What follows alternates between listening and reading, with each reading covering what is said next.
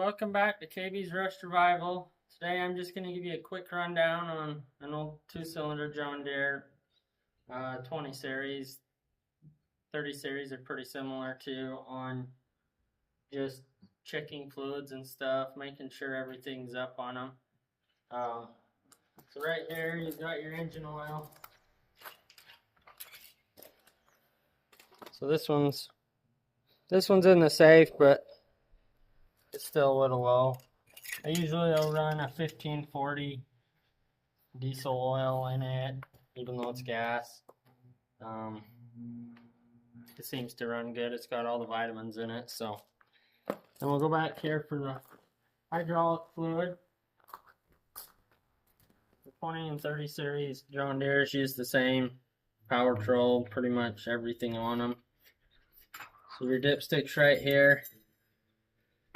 Usually want to check this with all the cylinders extended, which means your arm's up, but this one's a little high, which compensates for the arms being down. Usually I normally do not have to wipe the dipstick off if I haven't been running the tractor for a few hours, but everybody has their personal preference. Best time to check it though is before you even start the tractor, and yeah, it's still up above the full mark. I run sometimes a mixture.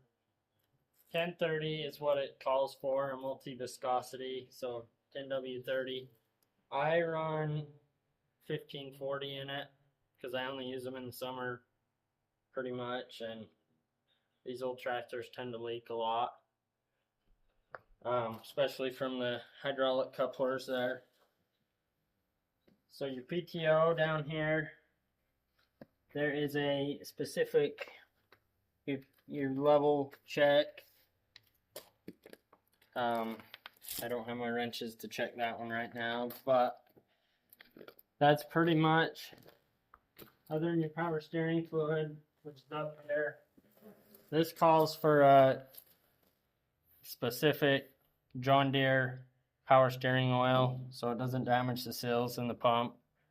Your coolant, and that's pretty much it. These are pretty simple old tractors to operate. And engine oil filter canister here, which is that. And then back here, there is it's labeled oil level, transmission fluid oil level. I run 90 weight gear oil in my transmission, so not sure what it calls for, but it seems to do just fine on it. Like I said, I farm with these, but I don't work them super hard or put a lot of hours on them in a year, so I usually try to change the oil in them every 100 hours though. That's pretty much it on these. Like I said, they're pretty simple, so just a quick rundown on fluid check on them. So thanks for watching KB's Rust Revival. Make sure you like, subscribe, and if you want, comment.